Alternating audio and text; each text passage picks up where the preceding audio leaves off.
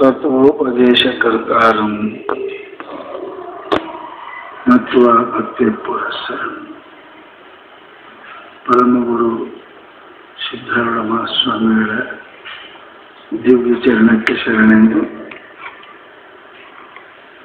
ಸಮಸ್ತ ಗುರು ಪರಂಪರೆಗೆ ವಂದಿಸಿ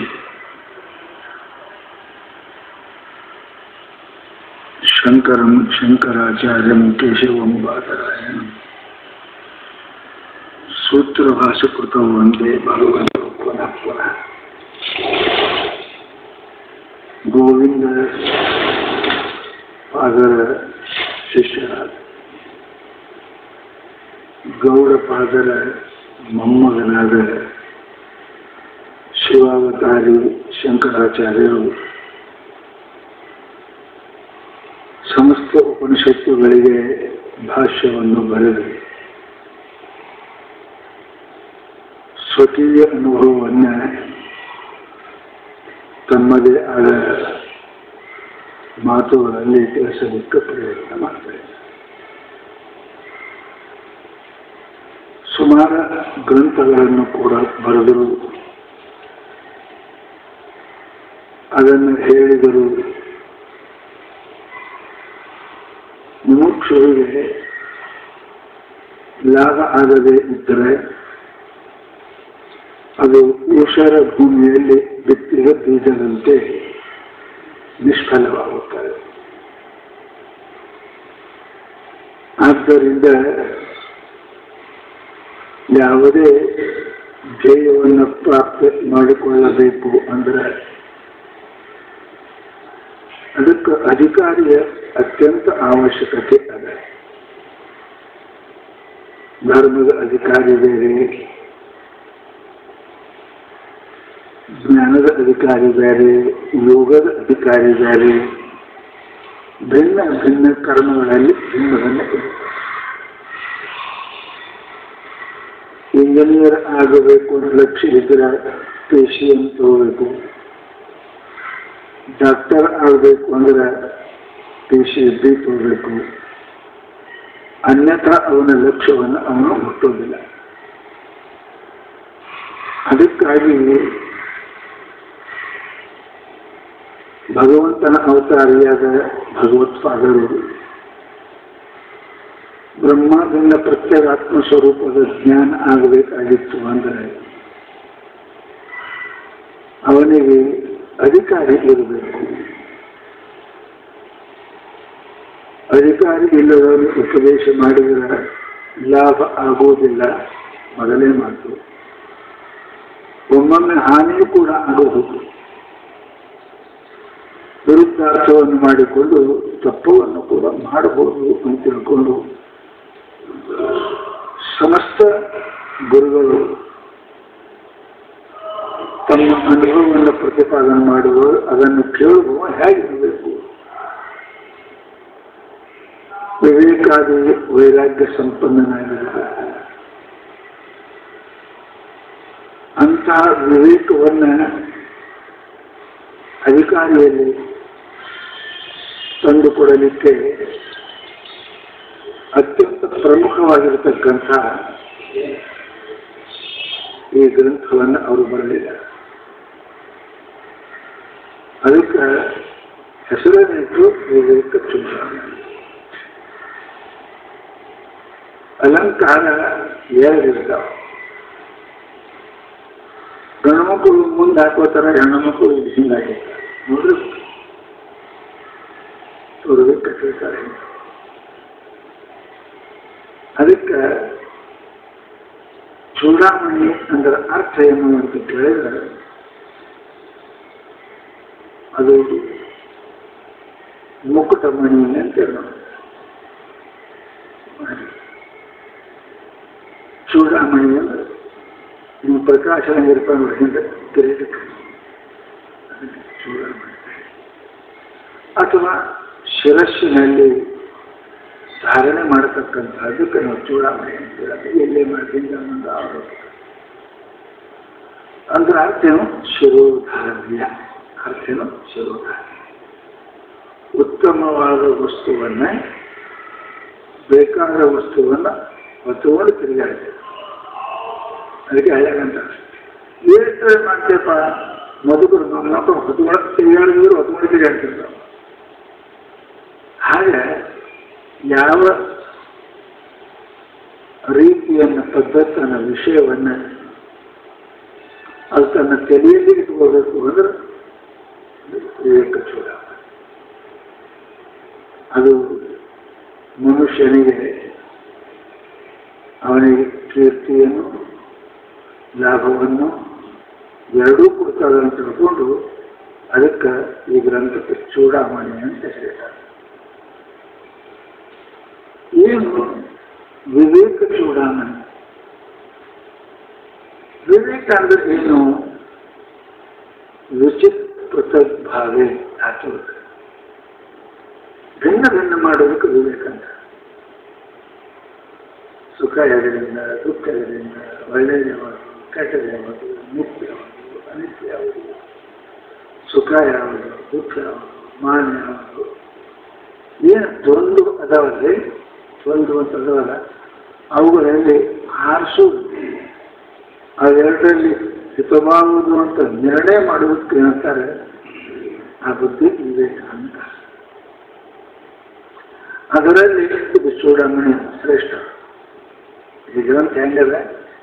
ವಿವೇಕ ಮಾಡುವ ಅನಂತ ಗ್ರಂಥಗಳಲ್ಲಿ ಶಿರೋಧಾರ್ಯ, ಚೂಡಾಮಣಿಗಳು ಶಿರೋಧಾರ್ಯ ಗ್ರಂಥ ಅದ ಅಂತ ತಿಳ್ಕೊಂಡು ಅದನ್ನು ಸಾರ್ಥಕ ನಾಮಧೇಯ. ವಿಷಯ ಇರಬೇಕು, ಹಂಗೆ ಹೆಸರು ಇರಬೇಕು. ಅಂದ್ರೆ ಹೆಸರಿಗೂ ಕಾರ್ಯಕ್ಕೂ ವಿಲಕ್ಷಣ ಆಯಿತು ಅಂದ್ರೆ ಅದಕ್ಕೆ ಒಪ್ಪಳಿಲ್ಲ. ಸುಂದರಿ ಅಂದ್ರೆ ಸುಂದರನೇ ಇರಬೇಕು, ಗಣಪತಿ ಅಂದ್ರೆ ವಿಷಯ ಬರಬೇಕು.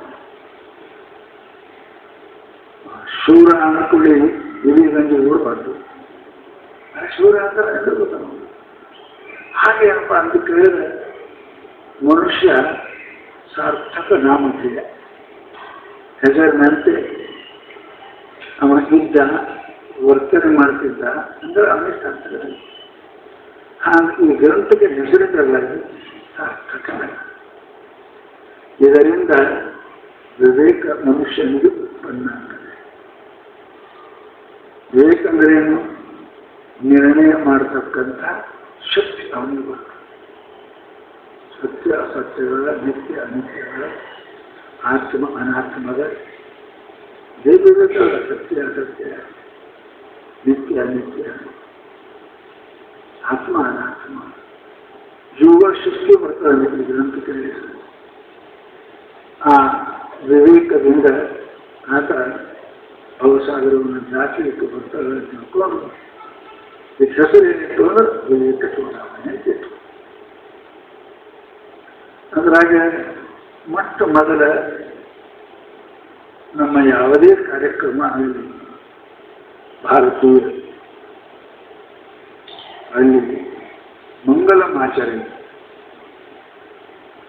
ನಿರ್ವಿಘ್ನ ಪರಿಸಮಾಪ್ತಿ ಕ್ರಮೋ ಮಂಗಲಮಾಚರಣೆ. ನಾನು ಮಾಡತಕ್ಕಂಥ ಕರ್ಮಗಳಲ್ಲಿ, ಕ್ರಿಯೆಯಲ್ಲಿ, ವಿಚಾರದಲ್ಲಿ ಯಾವ ವಿಘ್ನ ಬರಬಾರದು ಅಂತ ಪರಮಾತ್ಮನ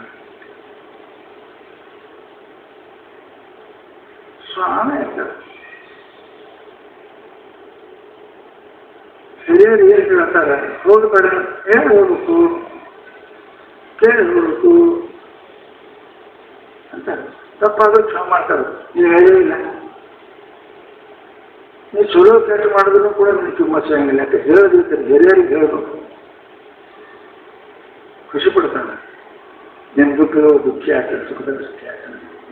ಹೇಳಿ ಮಾಡೋದು ಹೇಳ ನೀವು ಮಾಡಿದ್ರೆ ಅನಾದರ ದೊಡ್ಡವರಿಗೆ ಬಂದು ಅವರಿಗೆ ದುಃಖ ಆಗ್ತದೆ. ನಮ್ಗೆ ಹೇಳೋದಿಲ್ಲ, ನಮ್ಗೆ ಏನು ಗೊತ್ತಿಲ್ಲ, ನಿಮಗೆ ಚಲೋ ಏನು ಬೇಡ, ನಮ್ಗೆ ಗೊತ್ತಿಲ್ಲ ನಮಗೆ. ಹಾಗೆ ಪ್ರತಿಯೊಂದು ಮಾತನ್ನ ಏನಪ್ಪ ಅಂದ್ರೆ ತಾನು ನಂಬಿದ ಶ್ರದ್ಧೆ ಏನಿದೆ ನಿವೇದನೆ ಮಾಡ್ತಕ್ಕಂಥದ್ದು ಪರಂಪರೆ. ಇದರಿಂದ ಆತ ಒಳ್ಳೆ ಹೇಳಬೇಕು. ಅದೆಲ್ಲ ಅದೊಂದು ಗೌರವ. ನಿನ್ನ ಲಾಭ ಅವರು ಕೂಡ ಭಾಗಿಯಾಗ್ತಾರೆ.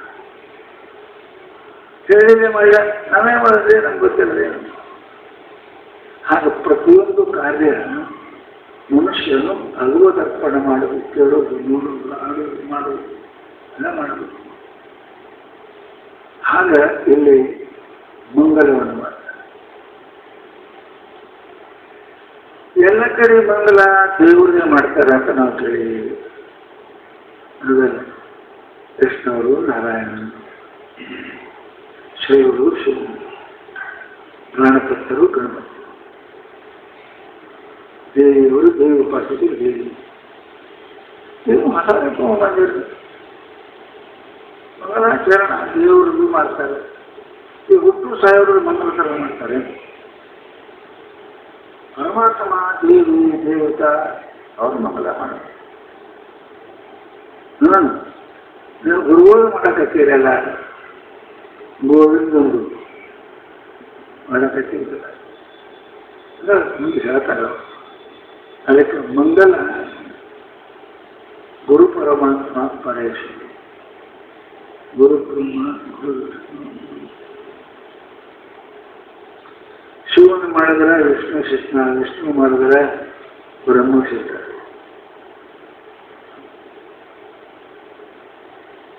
ಮನೆಯಾಗ ಆಟ ಮಾಡಿ ಒಂದೇ ಇದ್ರು ಮನೆಗೆ ಬಂದ ಹೇಳಿ ಬೇರೆ ಆಗಿತ್ತು ಅಂದ್ರೆ ಬೇರೆ ಬೇರೆ ಹೇಳಬೇಕಂದ್ರೆ ಎಲ್ಲ ಸೆಟ್ಕೋತಾವ.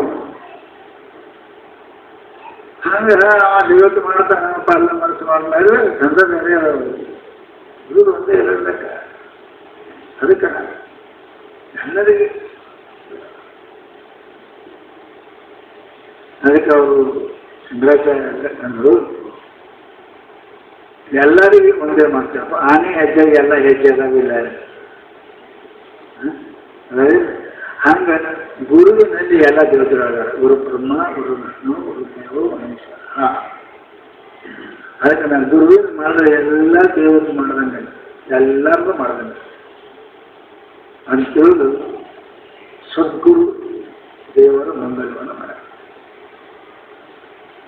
ಅವ್ರು ಹೆಂಗೆ ಅದಾರೆ ನಿಮ್ಗೆ ಗೊತ್ತದಾರೆ.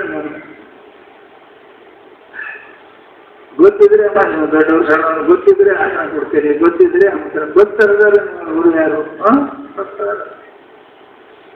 ಮತ್ತು ಯಾರವರು? ಅದೇ ಹೇಳ್ತಾರೆ, ಸರ್ವ ವೇದಾಂತ ಸಿದ್ಧಾಂತ ಗೋಚರಂ ಹೆಂಗದವರು. ಮತ್ತು ಕಂ ಅವರಿಗೆ ಯಾರು? ಸರ್ವ ಸಿದ್ಧಾಂತ ಗೋಚರಂ ಮತ್ತು ಅಗೋಚರಂ. ಹೆಂಗ ಹೇಳ್ತಾರೆ ಶಬ್ದಗಳು ಏನಪ್ಪಾ ಅಂತ ಕೇಳಿದ್ರೆ, ಸದ್ಗುರುಗಳ ಸ್ತುತಿಯನ್ನ ಅವರು ಹೆಂಗ್ ಮಾಡಕತ್ಯಾರ ಅಂತ ಕೇಳಿದ್ರೆ, ಸಾಕಾರ ನಿರಾಕಾರ ಎರಡು ರೂಪದಲ್ಲಿ ಕೂಡ ಅವರು ವರ್ಣನೆ ಮಾಡ್ತಾರೆ. ಮೊದಲೇದು ಸಾಕಾರ ಹೇಳಿದ್ದೇನು? ಸರ್ವ ಸಿದ್ಧಾಂತ, ಸರ್ವ ವೇದಾಂತ ಸಿದ್ಧಾಂತ ಗೋಚರ. ಸರ್ವ ವೇದಾಂತ ಗೋಚರಂ, ಸರ್ವ ಸಿದ್ಧಾಂತ ಗೋಚರಂ, ಇಲ್ಲಕ ವೇದಾಂತ ಗೋಚರಂ. ಸಿದ್ಧಾಂತ ಎರಡು ಶಬ್ದ ಬಳಸ್ತೀರಿ, ಸರ್ವ ಅಂತ ಮತ್ತು ವೇದಾಂತ ಮತ್ತು ಸಿದ್ಧಾಂತ. ಒಂದೇ ಮಾತು ಹೇಳ್ಬೇಕಲ್ಲ, ಅದಕ್ಕೆ ಮಾತಾಡೋದು ಒಳ್ಳೆಯದಲ್ಲ. ಅದಕ್ಕೆ ಏನಂತಾರೆ ಅಂಕಾರ ಬಹುವಾಕ್ಯ ಅಂತಾರೆ. ಬಹಳ ಮಾತಾಡ್ಬೋದು. ಸೂತ್ರ ಅದಕ್ಕೆ ಅಂತಾರೆ ಅಲ್ಪ ಅಕ್ಷರ ಸಂದಿಗ್ಧಂ, ಅಂದರೆ ಅರ್ಥದಾಳಿ ಇರಬೇಕು. ಅಟಂಬ ಅನುಭವ ಅರ್ಥದಾಳಿ ಇರಬೇಕು. ಅದ ಶ್ರಮ ಕಮ್ಮಿ ಮಾಡಬೇಕು, ಲಾಭ ಭಾಳ. ಅವರು ಚೆನ್ನಾಗಿ ಹೇಳ್ತಾರೆ. ಚಂತನ ಹಾಕಿ ಹಿಂಸಾ ಬಾತಿ ಈ ರೀತಿ ಅದಕ್ಕಂದ್ರೆ ಅವ್ರು ಇಲ್ಲಿ ಏನಪ್ಪ ಅಂತ ಕೇಳಿ ಸರ್ವ ಸಿದ್ಧಾಂತ ವೇದಾಂತ ಸಿದ್ಧಾಂತ ಗೋಚರ. ಯಾರು ನಿರ್ಲಕ್ಷಣ ಮಾಡ್ತೀರಿ ಅಂದ್ರೆ ಸರ್ವ ವೇದಾಂತ. ವೇದಾಂತ ಅಂದ್ರೆ ವೇದದ ಉಪನಿಷತ್ತು, ವೇದದ ಅಂತ್ಯದ ಉಪನಿಷತ್ತು. ಸಿದ್ಧಾಂತ ಅಂದ್ರೆ ಅದರ ನಿರ್ಣಯ ಆಗಿರ್ತಕ್ಕಂಥ, ನಿರ್ಣಯ ಮಾಡಿದ ಶಾಂತನ ಇದರ ನಿರ್ಣಯ ಮಾಡಿದ ವೇದಾಂತ ನಿರ್ಣಯ ಯಾರು ಮಾಡಿದವು? ಅದ್ವೈತದಾಗ ವಿಶಿಷ್ಟಾತ್ಮ ನಿರ್ಣಯ ಇವರು ಮಾಡ್ಯಾರ. ಸಿದ್ಧಾಂತ ಇವರು ಈ ಶ್ಲೋಕಕ್ಕೆ ಇದೆ ಸಿದ್ಧ ಮಾಡಲ್ಲ. ಈ ಶ್ಲೋಕ ಇದೆ, ಇದಕ್ಕೆ ವಿಶಿಷ್ಟ ದ್ವೈತ ಅದ್ವೈತ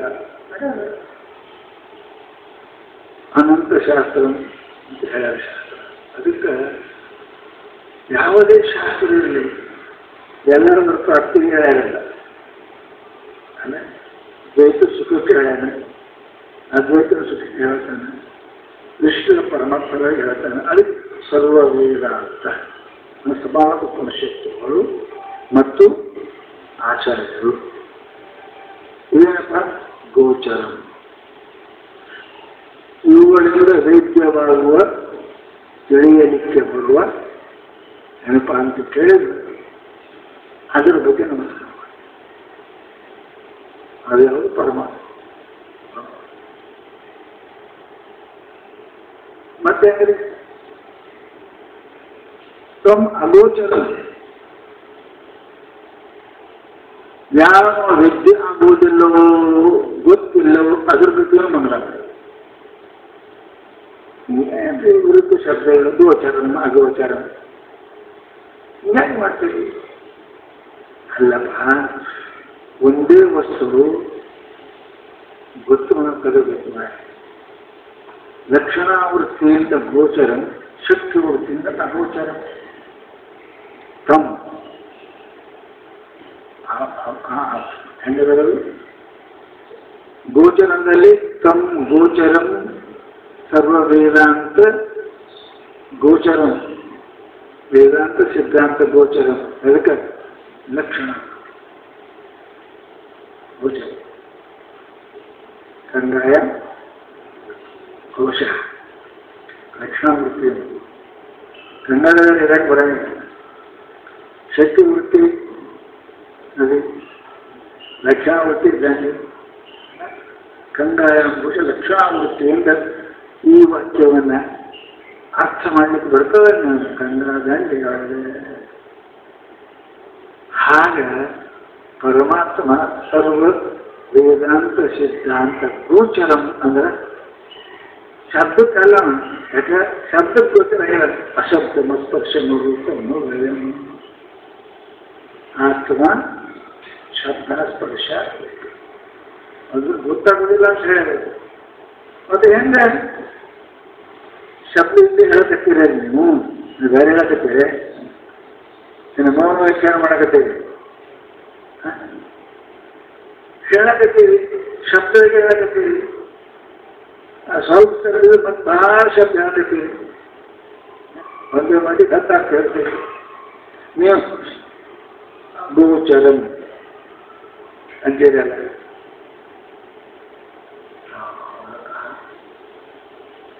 ಅರ್ಥ ಒಮ್ಮೆ ತಿಳ್ಕೊ ಶಾಣೆ ಇರಬೇಕು.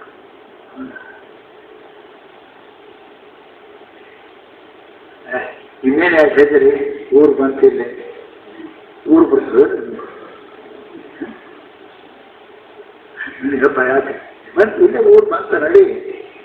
ಊರು ಬರಂಗಿಲ್ಲಪ್ಪ, ತಿಳ್ಕೊತೀರಿ ಏನೇ? ಅದೇ ಸರ್, ಊರು ಬರೋದೇ ಹೋಗಲ್ಲ. ತಿಳ್ಕೊತೀರಿ, ಅರ್ಥ ತಿಳ್ಕೊತೀರಿ. ಊರು ಬಂದ ಅಂದ್ರೆ ನಡಿ ಎರಡಾಗಿ ಕುಂಡ್ರದಾರ ಅಂತೀರಲ್ಲ, ಗೊತ್ತಾಗಲ್ಲ. ಆಗ ಇಲ್ಲೇನಪ್ಪ ಅಂತಂದ್ರೆ ಸರ್ವ ಸಿದ್ಧಾಂತ ವೇದಾಂತ ಸಿದ್ಧಾಂತ ಗೋಚರ ತಿಳಿಲಿಕ್ಕೆ ಬರ್ತದ. ಬ್ರಹ್ಮವನ್ನು ಯಾವ ಅಶಬ್ದ ಸ್ಪರ್ಶ ರೂಪ ಮೌಲ್ಯಂ ಅಂತ ಹೇಳ್ತೀವಿ. ಅದಕ್ಕೆ ತಿಳಿಯಕ್ಕೆ ಬರ್ತದ ಅಂದ್ರೆ ಅರ್ಥ ಏನು? ಲಕ್ಷಣ ಏನು? ತಮ್ ಆತ್ಮಾನಂ ಬ್ರಹ್ಮಂ. ಮತ್ತೆ ಅಗೋಚರಂ ತಮ್ ಅಗೋಚರಂ ಬ್ರಹ್ಮ ಸರ್ವಸಿದ್ಧಾಂತ ವೇದಾಂತ ಗೋಚರಂ. ಯಾವುದು ಶುಷ್ಕ ವೃತ್ತಿಗೆ ಗೋಚರವಲ್ಲವೋ, ಯಾವುದು ಅಶುದ್ಧ ಅಂತಃಕರಣಕ್ಕೆ ವೇದ್ಯವಿಲ್ಲವೋ, ಯಾವ ಮುಮುಕ್ಷ ರಹಿತನಿಗೆ ಅದು ಗೊತ್ತಾಗುವುದಿಲ್ಲವೋ, ಇಷ್ಟೆಲ್ಲ ಆಗ್ತದೆ. ತಮ್ಮ ಏನಕ್ಕಲ್ಲ ಗೋಚರ ಅಂತ ಬ್ರಹ್ಮವನ್ನೇ ವೇದಾಂತ ವಾಕ್ಯಗಳಿಂದ ಲಕ್ಷಣ ವೃತ್ತಿಯಿಂದ ಕೂಡ ಗೋಚರ. ಯಾವುದರಲ್ಲಿ ಅದು ಶಕ್ತಿ ವೃತ್ತಿಯಿಂದ ಗೋಚರ ಆಗುವುದಿಲ್ಲ, ಲಕ್ಷಣ ವೃತ್ತಿಯಿಂದ ಗೋಚರ ಆಗ್ತದೆ. ಅದು ಯಾವುದು ಅದನ್ನು ಹೇಳ್ತಾರೆ, ಗೋವಿಂದಂ ಪರಮಾನಂದಂ.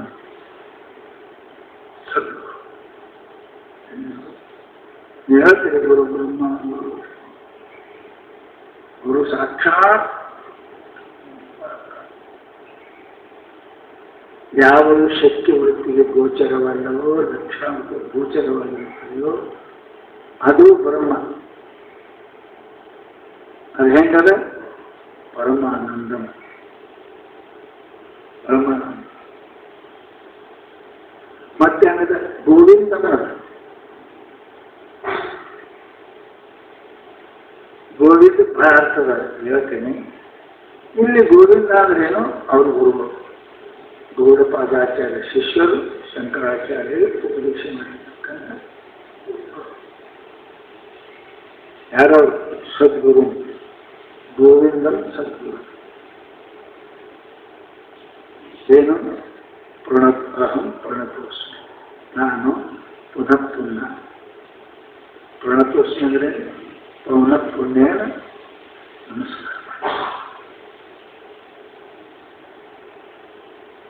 ಎಷ್ಟು ಯಾಕೆ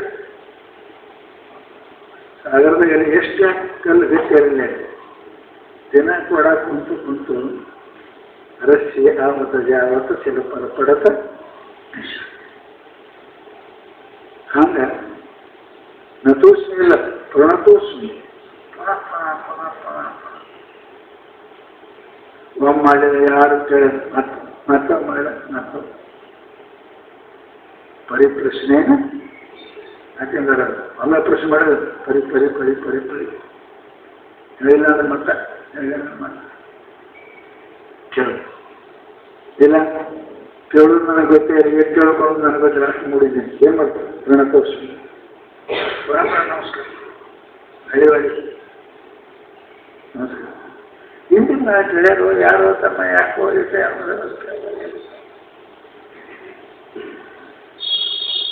ಮಾಲಿಗೆ ಬಂದು ಗಂಟೆ ಇಟ್ಲತ್ರ ಏನು ನೀಡ್ತಾರೆ? ಹಣದ ನೀಡಿ ಕಟಿಯಾದ ನೀಡಿ ನೀಡ್ತಾರೆ. ಹೋಗಿ ಜನ ನೀಡುತ್ತಾರೆ, ಹೋಗಿ ಗೊತ್ತಿರ್ತದೆ ಕಿರಿಕಿರಷ್ಟು ಇರ್ತದೆ. ನೀವು 2 ಸಲಕ್ಕೆ ಮಾಡಿದಾರ 6 ಸಲ ಆಯ್ತು ಅಂತ ಹಾಗೆ ಬೇಕಾಗಲ್ಲ ಕೊಡ್ಬೇಕಾಗ್ತಲ್ಲ, ಹೋಗಲಿ ಅದಕ್ಕೆ ಪೌನ ಪುಣ್ಯನ ನತೋಸ್ಮಿತು ಪ್ರಣತೋಸ್ಮಿ. ಅಲ್ಲಿ ಹೊಳೆ ನಮಸ್ಕಾರ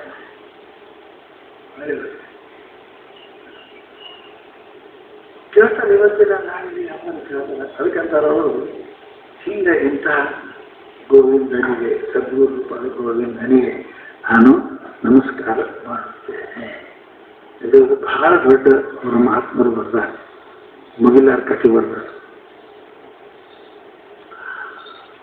ಈ ವಿವೇಕ ಚೂಡಾಮಣಿಯನ್ನ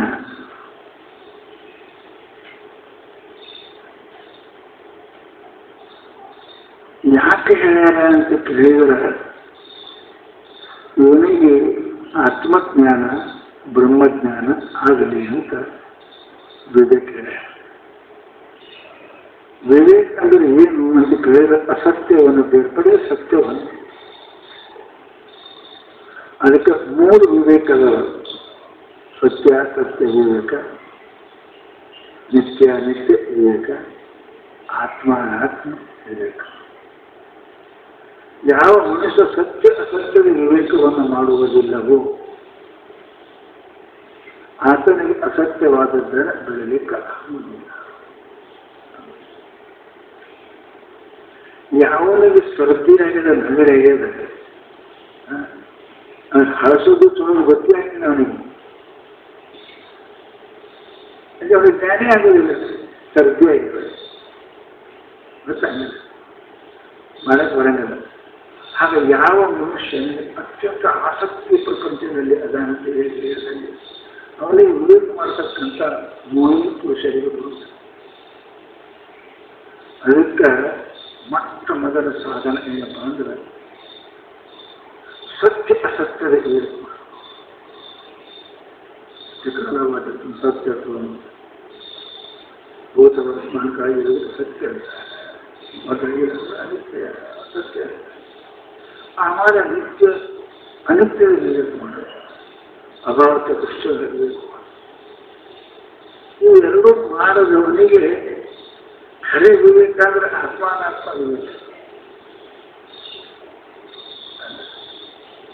ಊರಲ್ಲಿ ಹೋಗಿ ಮುಟ್ಲಿಕ್ಕೆ ಅನಂತ ಸಾಧನದ, ರಿಕ್ಷಾ ಇರ್ರಿ, ಆಮೇಲೆ ಬಸ್ ಇರ್ರಿ, ಅಲ್ಲೇ ಗಾಡಿ ಇರ್ರಿ, ಎಲ್ಲ ಸಾಧನೆ ಎಲ್ಲ. ರಿಕ್ಷಾ ಕೊಡೋದು ಸಾಧನೆ, ಬಸ್ಸನ್ನು ಸಾಧನೆ, ರೈಲ್ವೆನೂ ಸಾಧನೆ. ರೈಲ್ವೆ ಸೀದಾ ಮುಟ್ಟಿಸ್ತಾ ಅಷ್ಟೇ, ಇವು ಇಲ್ಲಿ ಮುಟ್ಟಿಸ್ತಾವೆ. ಹಾಗೆ ವಿವೇಕಾದಿಗಳು ಮನುಷ್ಯನಿಗೆ ಅಂತ ಕೇಳಿದ್ರೆ ಸತ್ಯ ಅಸತ್ಯ ವಿವೇಕ, ನಿತ್ಯ ಅನಿತ್ಯ ವಿವೇಕ, ಇದು ಪರಂಪರೆ ಶಾಸ್ತ್ರ. ಮುಖ್ಯ ವಿವೇಕ ಏನಂದ್ರೆ ಆತ್ಮ ಅನಾತ್ಮ. ಈ ಆತ್ಮ ಅನಾತ್ಮಗಳ ವಿವೇಕ ಯಾವ ಮಾಡ್ತಾನೆ ಆ ಮನುಷ್ಯನಿಗೆ ಏನಪ್ಪ ಅಂತ ಕೇಳಿದರೆ ಜ್ಞಾನ.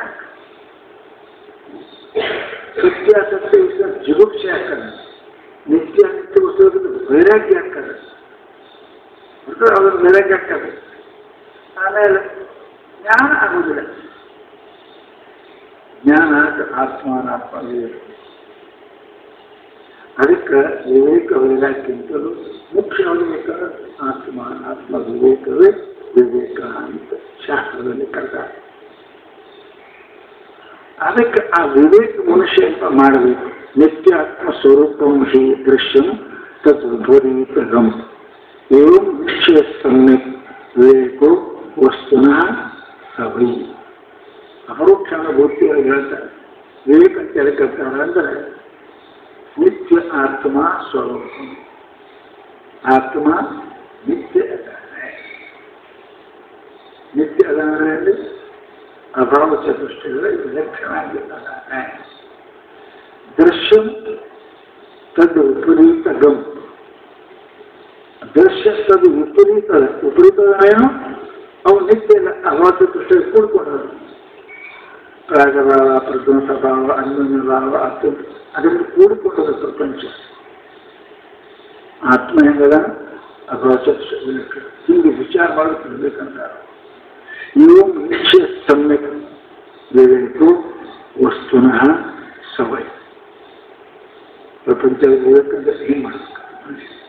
ಆ ವಿವೇಕ ಮಾಡಿದವನಿಗೇನೆ ವೈರಾಗ್ಯ ಬರುತ್ತದೆ. ವೈರಾಗ್ಯ ಬಂದವನೇ ಸುಖಕ್ಕಾಗಿ ಸಹನೆ ಮಾಡುತ್ತಾನೆ. ಸಹನೆ ಮಾಡಿದವನೇ ಶ್ರವಣ ಮನನಾದಿಗಳನ್ನು ಮಾಡುತ್ತಾನೆ. ಮೋಕ್ಷ. ಅದಕ್ಕೆ ನಾವು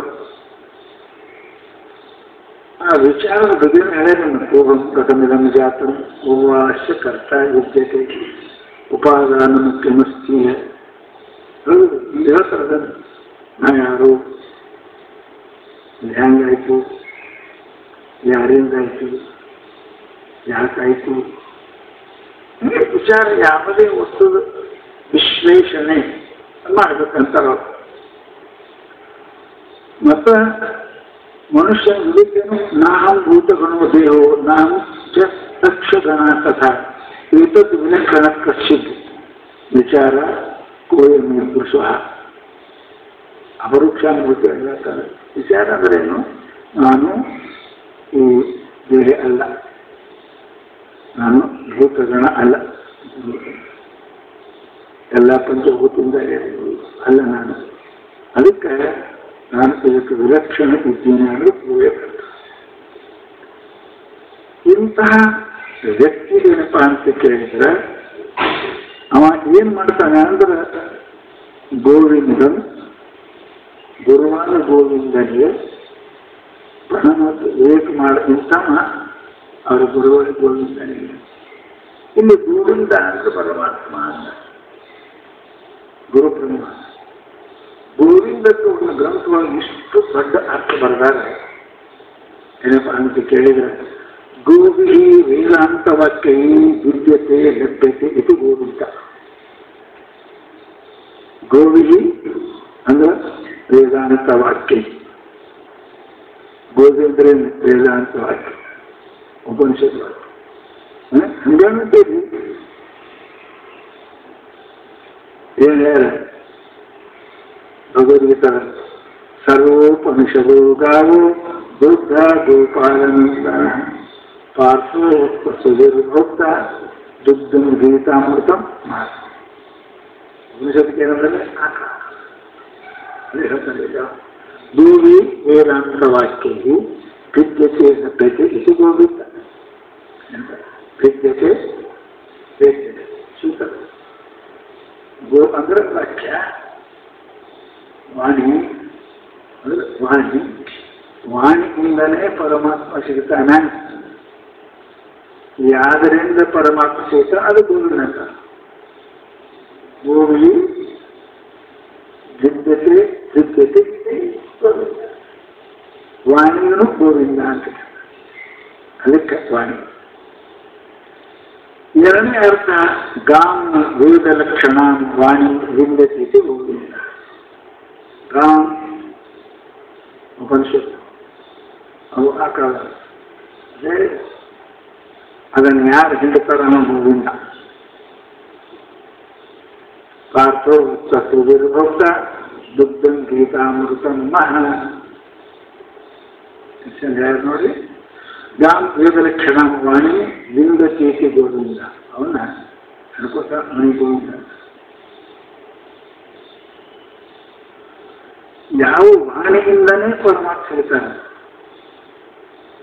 ಇಲ್ಲ ಪರಮಾತ್ಮ ಉಪದೇಶನ ವಾಣಿಯಿಂದೇ ಆಗ್ತಾರೆ, ದೇವದಿಂದೇ ಆಗ್ತಾರೆ, ಅಕ್ಷರದಿಂದೇ ಆಗ್ತಾರೆ. ಅದಕ್ಕಂತಾರೆ ಅವರು ಭೂತಿರೇವ ಯಥೋ ವೇದ್ಯೋ ಗೋವಿಂದ ಸಮ. ವಾಣಿಯಿಂದ ಶಬ್ದದಿಂದ ವಚನದಿಂದ ಪ್ರಾಪ್ತ ಆಗ್ತದೆ ಯಾವಲ್ಲ ಅದು ಗೋವಿಂದ. ಗೋವಿ ವಿಂದತಿ ಇದು ಗೋವಿಂದ. ಮತ್ತೆ ಮೋಕ್ಷ ಆಗ್ತದೆ.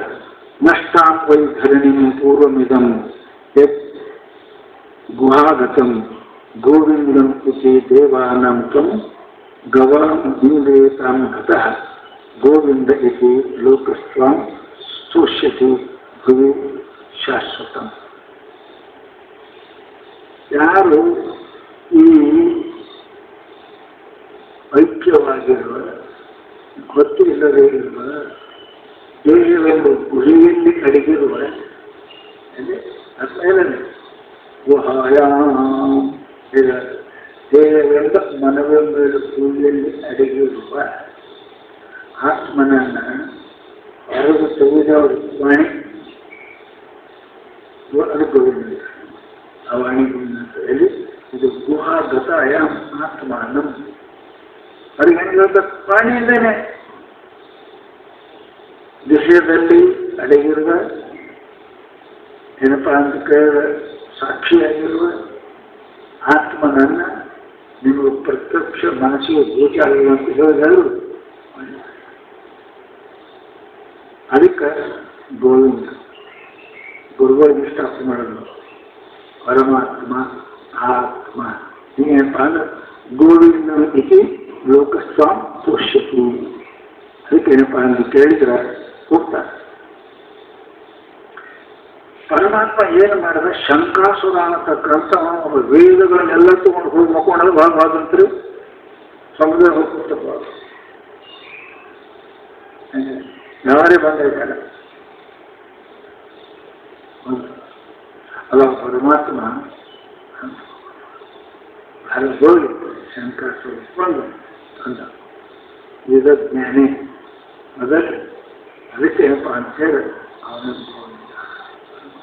ಸಮಸ್ತ ಇಂದ್ರಿಯಗಳಿಗೆ ಈಗೇನು ಹೇಳಿ ನಿದ್ರೆಗೆಲ್ಲ ಮುಳುಗ್ತಾವಿಲ್ಲ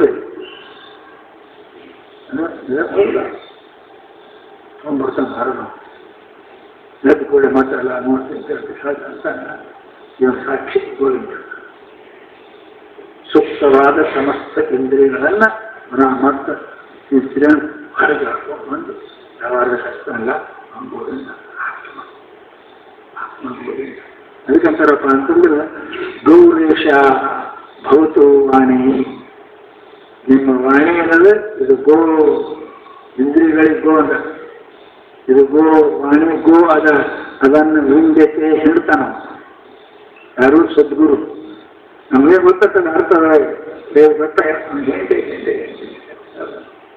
ಅದಕ್ಕಂತಾರೆ ಅವರು ಗೌರೀಶ ಭವತೋ ವಾಣಿ ತಾಂ ವಿಂಧ್ಯತಿ ಯಥೋತ್ವಾನ್ ಗೋವಿಂದಸ್ತು ತಥೋ ಇಂದ್ರಿಯ ಕಚ್ಚತೆ ಭವಾನ್ ಅದಕ್ಕೆ ಸದ್ಗುರುನಂತ ಏನು ಮಾಡ್ತಾನೆ ಅಂದರೆ ಅದೆಲ್ಲ ವಾಣಿಯಿಂದ ಅದೆಲ್ಲ ಹಿಂಡಿ ಅದಕ್ಕೆ ಏನಪ್ಪ ಹೇಳಿದ್ರೆ ಗೋವಿಂದ ಅಂದರು ಅದಕ್ಕೆ ಅಂಥ ಸದ್ಗುರುವಿಂದ ನಿಮ್ಮ ಶಾಸ್ತ್ರ ಹೇಳಿರಲ್ಲ ಏನಪ್ಪ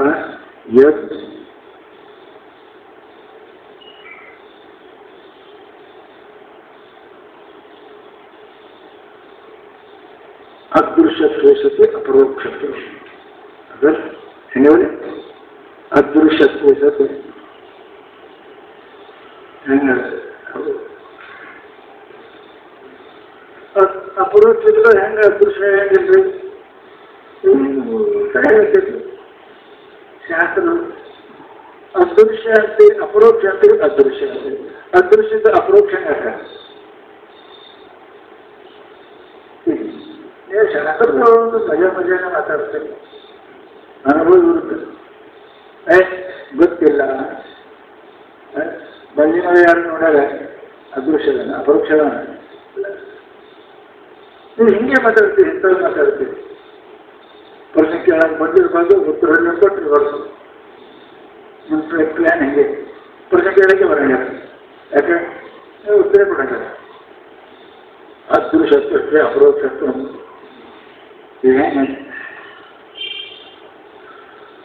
ಶಿಫ್ಟ್ ಯಾರಿಗೆ ಎಷ್ಟು ಕಿಲೋ ಅಂತ ಗೊತ್ತಾಗಿದೆ ಅದೃಶ್ಯ ಎಷ್ಟು ಕಿಲೋ ಪ್ರೇಮ ಎಷ್ಟು ಕಿಲೋ ಅದೃಶ್ಯ ನಿಮಗೆ ಗೊತ್ತೇ ಇಲ್ಲ ನೀವು ಅಂದಿರ್ಬೇಕು ನನಗೆ ಹೆಂಗೂ ಶಿಫ್ಟ್ ಬಂದಿರ್ತಾರೆ ಅವಾಗ ತೋರಿಸಿಲ್ಲ ಅವನಿಗೆ ಅಪರೋಕ್ಷ ನಮಗೆ ಅವರಿಗೆ ಗೊತ್ತಿಲ್ಲ ಅವನಿಗೆ ಗೊತ್ತಿಲ್ಲ ಪ್ರೇಮ ಅಪರೋಕ್ಷ ಅದೃಶ್ಯ ಆಗ ಈ ಗೋವಿಂದ ಹೆಂಗದ ಅಪರೋಕ್ಷ ಸತಿ ಅದೃಶ್ಯ ಪರಮಾತ್ಮ ಅದಕ್ಕೆ ಅಂಥ ಸದ್ಗುರುವಿನ ಅದೃಶ್ಯನಾಗಿ ಅಪರೋಕ್ಷನಾಗಿರತಕ್ಕಂಥ ಸದ್ಗುರುವಿನಲ್ಲಿ ಅದು ಭಕ್ತಿಯನ್ನು ಮಾಡೋ ಶಿಷ್ಯ ಅದಕ್ಕೆ ಯಶ ದೇವೇ ಪರಾಭಕ್ತಿ ಯಥಾ ದೇವೇ ಕಥಾ ಗುರು ಏನು ಮಂದಿಯೆಲ್ಲ ದೇವರು ಮಾಡ್ತಾರೆ ನೀವು ಮನುಷ್ಯರು ಮಾಡಕತ್ತೀರಿ ಹುಟ್ಟು ಸಹಾಯ ಮಾಡ್ಬೋದು ಹುಟ್ಟಾರ ಪರಮಾತ್ಮ ಮಾಡ್ತಾರೆ ದೇವಿಯರ ಮಾಡಿ ಇದೇನು ಹುಟ್ಟು ಸಹಾಯವನ್ನು ಮಾಡಕತ್ತೀರಿ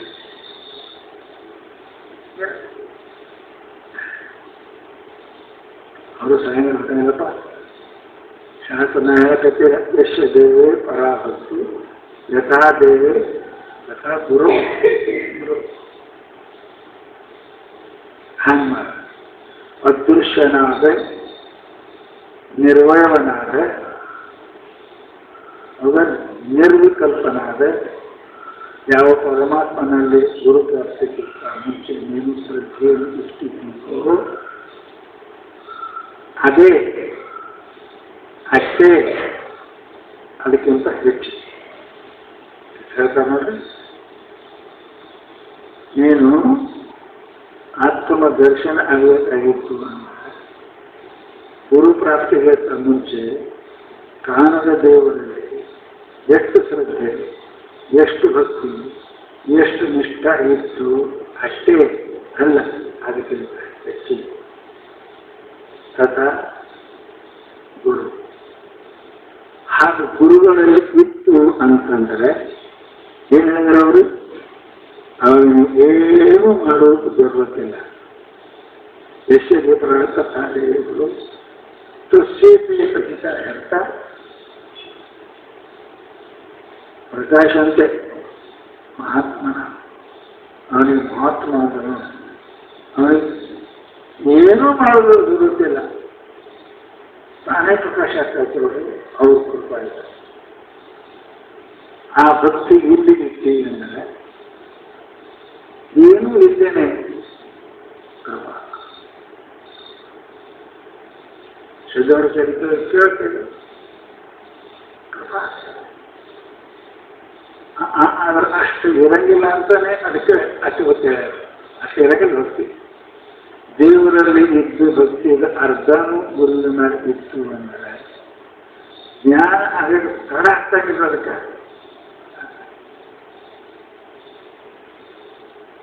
ನಾವು ಎಲ್ಲ ಇರ್ತೇವೆ, ಶ್ರದ್ಧೆ ಇರಂಗಿಲ್ಲ. ನಿಮ್ಗೆ ಹೇಳಿಲ್ಲ, ಮೊಸರದ ಕಡಗೋಲದ ರೇವೀನು ಅದ, ಕಟ್ಯಾನು ಅದಾನ, ಗಡಿ ಹೊಡೆದೋದು.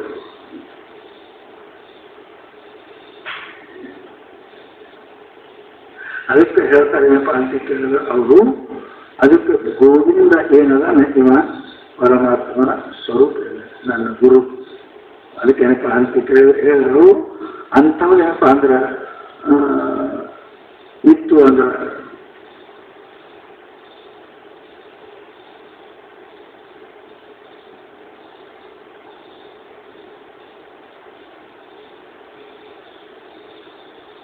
ಅವರು ಸದ್ಗುರುಗಳು ನಮಗೆ ತಿಳಿಸ್ತಾರೆ. ಏನು ಅದು 3 ಪ್ರಕಾರವಾಗಿರ್ತಕ್ಕಂಥ ಶಾಸ್ತ್ರದಲ್ಲಿ ಆ ಬ್ರಹ್ಮ ಬಗ್ಗೆ 2-3 ಜನ ಮಾತಾಡ್ತಾರೆ ಬೇರೆ ಬೇರೆ. ತಮ್ ಗೋವಿಂದಂ, ಆ ಯಾವ ಪರಮಾತ್ಮ ರೂಪನಾದ ಗೋವಿಂದ ಮತ್ತು ಗೋವಿಂದನೇ ಪರಮಾತ್ಮ, ಅದನ್ನು ತಿಳಿಸ್ಕೊಡ್ತಾರೆ ಅವ್ರ ಕೃಪಾಯಿಗೆ. ಆ ವಸ್ತುವ ಬಗ್ಗೆ ಅಜ್ಞೇಯವಾಗಿ, ಸಂಶಯವಾಗಿ, ಅನಿರ್ವಚನವಾಗಿ ಅಂತ 3 ಜನ.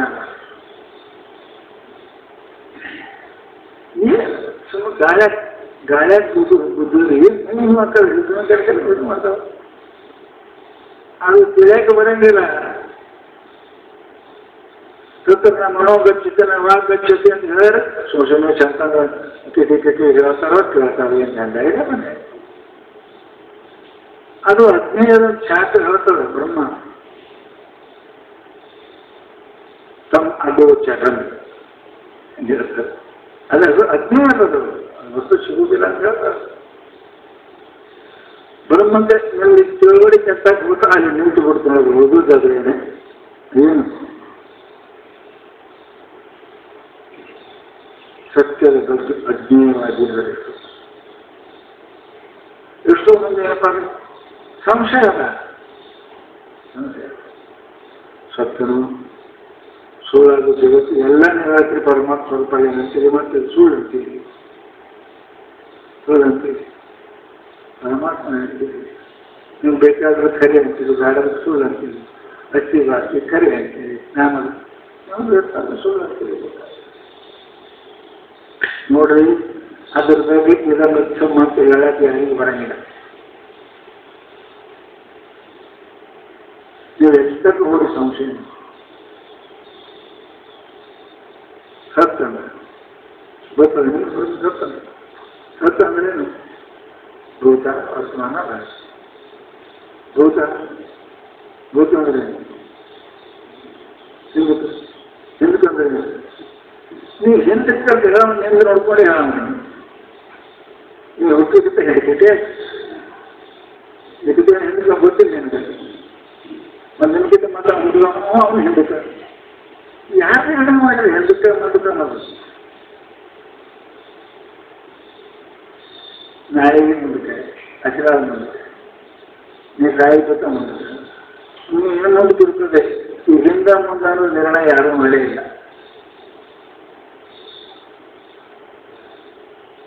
ಹಂಗೆ ಹೊಡಿತಾರೆ ತ್ರಿಕೋಲ ಆ ಕಾಲ ಗೊತ್ತಿಲ್ಲ, ಭೂತ ಗೊತ್ತಿಲ್ಲ, ವರ್ತಮಾನ ಗೊತ್ತಿಲ್ಲ. ಭಾವಿ ಇಷ್ಟೇ ಹೇಳಕ್ ಬರ್ತದೆ, ಭೂತ ಇಷ್ಟೇ ಹಿಂದೆ ಹೇಳಕ್ ಬರ್ತದೆ, ಭಾವಿ ಇಷ್ಟೇ ಮುಂದೆ ಹೇಳಕ್ ಬರ್ತದೆ, ವರ್ತಮಾನ ಇಷ್ಟೇ ಇಷ್ಟೇ ಅಂತಾರೆ ನಿನಗೆ ಗೊತ್ತದೆ. ನೀವು ಇದ್ದೀವಿ ಇಷ್ಟೇ ವರ್ತಮಾನ ಮತ್ತು 50 ಅನ್ನೋದು ಗೊತ್ತಿಲ್ಲ. ವರ್ತಮಾನ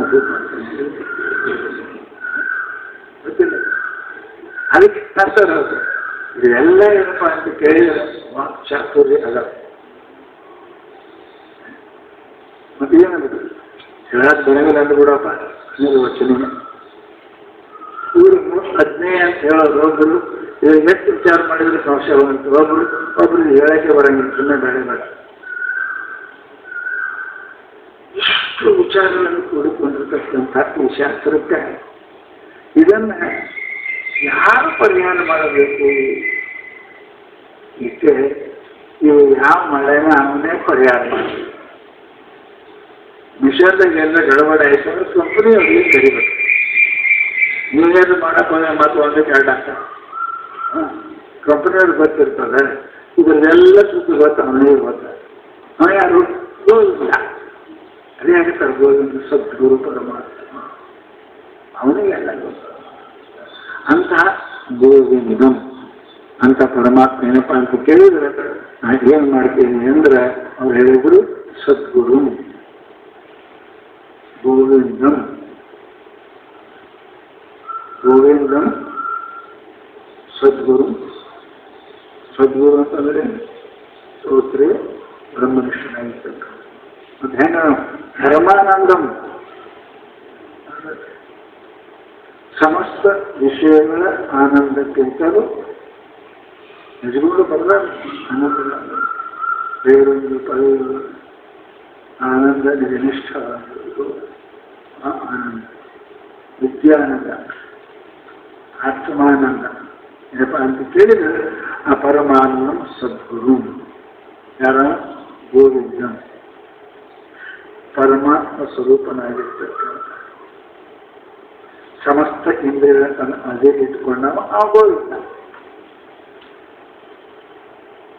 ಪ್ರತ್ಯೇಗಾತ್ಮ, ಆ ಪ್ರತ್ಯೇಗಾತ್ಮನೇ ಪರಮಾತ್ಮ.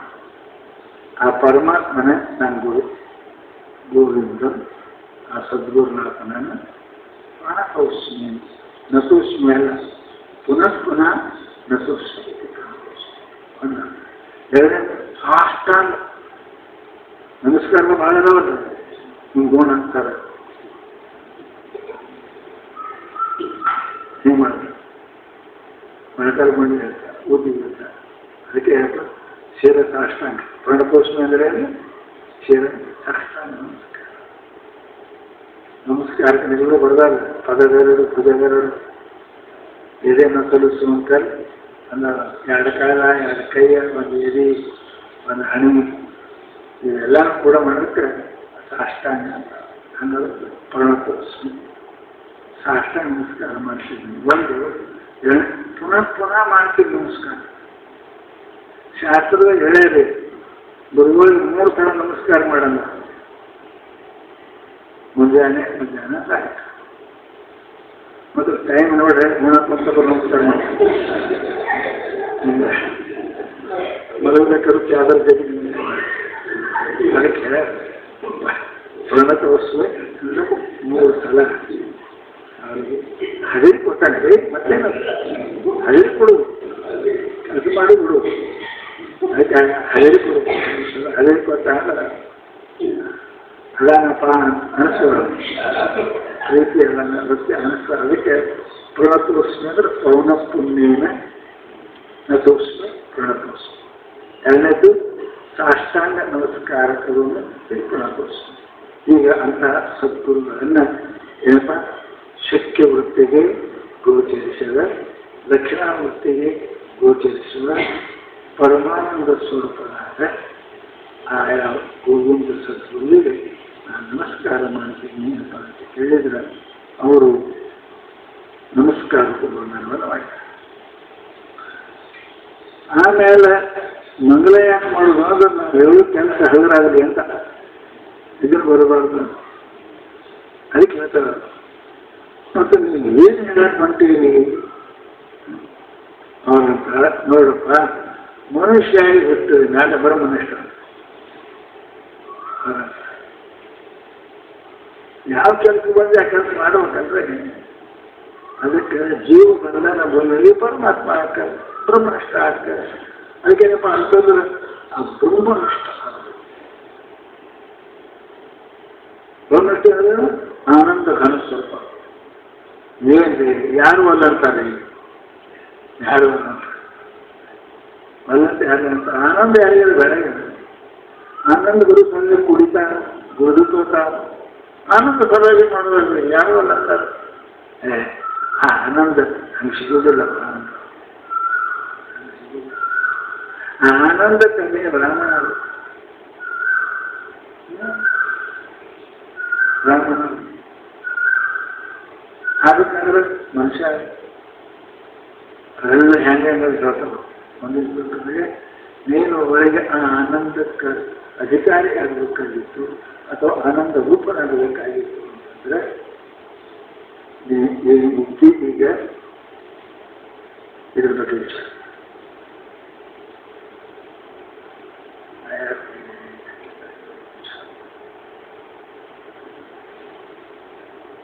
ಕೆಲಸ ಭವಿಷ್ಯದ ಶಾಂತಿ ಬರೋದು ಹುಚ್ಚಂತಾರೆ.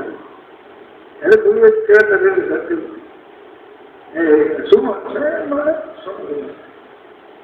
ಹಂಗೆ ಸಂಸಾರ ಎಂಬುದು ಸಂಸ್ಥೆಯನ್ನು ಅದಕ್ಕೆ ಸಂಸ್ಥೆ ಅದನ್ನೇ ಮಾಡ್ಕೊಂಡು ಅಂದ್ರೆ